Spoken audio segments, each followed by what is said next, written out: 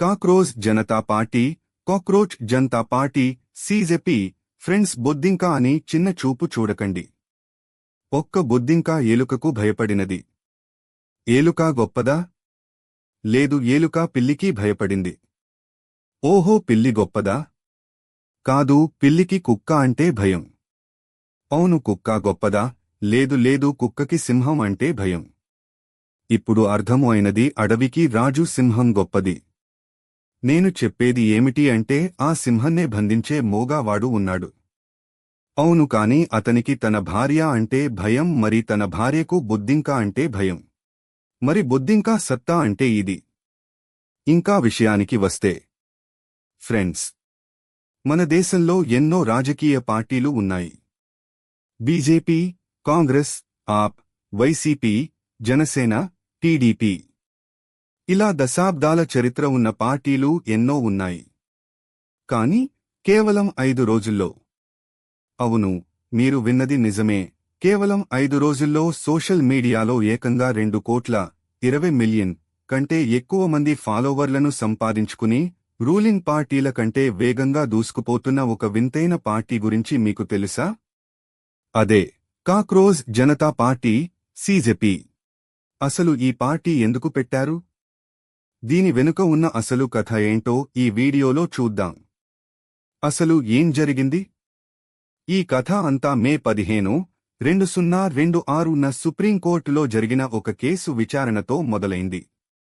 ఒక కేసు విచారణ సందర్భంలో chief justice of India, CJI, Suryakant గారు కోర్టులో ఒక వ్యాఖ్య చేశారు.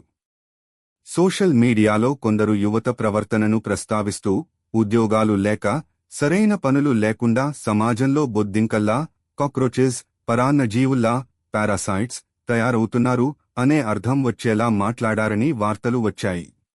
తర్వాత ఆయన దీనిపై క్లారిటీ ఇస్తూ, తాను నిరుద్యోగ యువతను అనలేదని, ఫేక్ డిగ్రీలతో ప్రాక్టీస్ చేసే లాయర్లను అన్నానని సర్దుబాటు చేసుకున్నారు. కాని అప్పటికే జరగాల్సిన నష్టం జరిగిపోయింది. ఇంటర్నెట్లో ఉన్న జెన్ జెడ్ మరియు నిరుద్యోగ యువతకు ఈ బొద్దింక అనే పదం బాగా ట్రిగ్గర్ అయ్యింది. పార్టీ స్థాపన అభిజీత్ దిప్కే. ఈ వ్యాఖ్యలకు కౌంటర్గా మే 16న అభిజీత్ దిప్కే అనే ఒక పొలిటికల్ కమ్యూనికేషన్ స్ట్రాటజిస్ట్ సరదాగా, సాటైర్ సార్కాజం, ఒక డిజిటల్ క్యాంపెయిన్ మొదలుపెట్టారు. అదే కాక్రోజ్ జనతా పార్టీ, సీజేపీ. ఈ పార్టీ స్లోగన్ ఏంటో తెలుసా? Voice of the lazy unemployed, సోమరిపోతులు మరియు నిరుద్యోగుల గొంతుక. ఈ పార్టీలో చేరడానికి అర్హతలు ఏంటో కూడా పెట్టారు. నిరుద్యోగి అయి ఉండాలి, సోమరిపోతై ఉండాలి, 24 గంటలు ఇంటర్నెట్లోనే గడపాలి, క్రానికలీ ఆన్లైన్, ప్రొఫెషనల్గా సోషల్ మీడియాలో తిట్టగలగాలి, ర్యాంట్ ప్రొఫెషనల్లీ. ఇది కేవలం మీమ్ మాత్రమే కాదు. మొదట్లో ఇదొక చిన్న జోక్ లేదా మీమ్ పేజీ అనుకున్నారు. కాని కేవలం 78 గంటల్లో దీని ఇన్స్టాగ్రామ్ అకౌంట్ 3 మిలియన్లు, 5 రోజుల్లో ఏకంగా 20 మిలియన్ల 2 కోట్లు ఫాలోవర్స్ మార్కును దాటేసింది. భారతదేశంలో అధికారంలో ఉన్న ప్రధాన పార్టీల అఫీషియల్ ఇన్స్టాగ్రామ్ ఫాలోవర్ల కంటే ఇది ఎక్కువ కావడం విశేషం. అయితే యువత కేవలం సరదా కోసమే ఇందులో చేరడం లేదు. దీని వెనుక దేశంలోని నిరుద్యోగం, ఎన్ఈఈటీ వంటి పరీక్షల పేపర్ లీకేజీలు, యువత ఎదుర్కొంటున్న ఆర్థిక ఇబ్బందులపై ఉన్న తీవ్రమైన అసంతృప్తి, కోపం దాగి ఉన్నాయి. ఆ కోపాన్ని యువత ఈ విధంగా వ్యంగ్యం, సాటైర్ ద్వారా చూపిస్తున్నారు.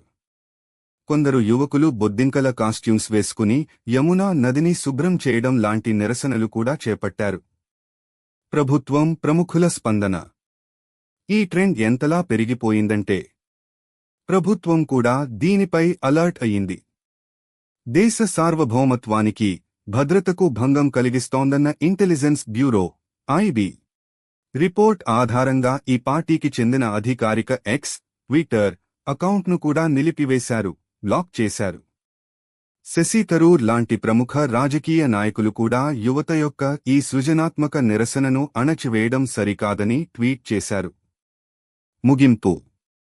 సో ఫ్రెండ్స్, ఇది కాక్రోజ్ జనతా పార్టీ వెనుక ఉన్న అసలు కథ. ఒక వ్యవస్థ యువతను తక్కువ చేసి మాట్లాడితే ఆ యువత ఇంటర్నెట్ పవర్తో ఎంత పెద్ద ఉద్యమం చేయగలదో చెప్పడానికి ఇది ఒక ఉదాహరణ. మరి దీనిపై మీ అభిప్రాయమేంటి? ఇది కేవలం టైం పాస్ మీమ్ ట్రెండ్ మాత్రమేనా? లేక దేశంలో యువత పడుతున్న బాధలకు అద్దం పడుతోందా? మరిన్ని ఇంట్రెస్టింగ్ అప్డేట్స్ కోసం మన ఛానల్ని సబ్స్క్రైబ్ చేసుకోండి.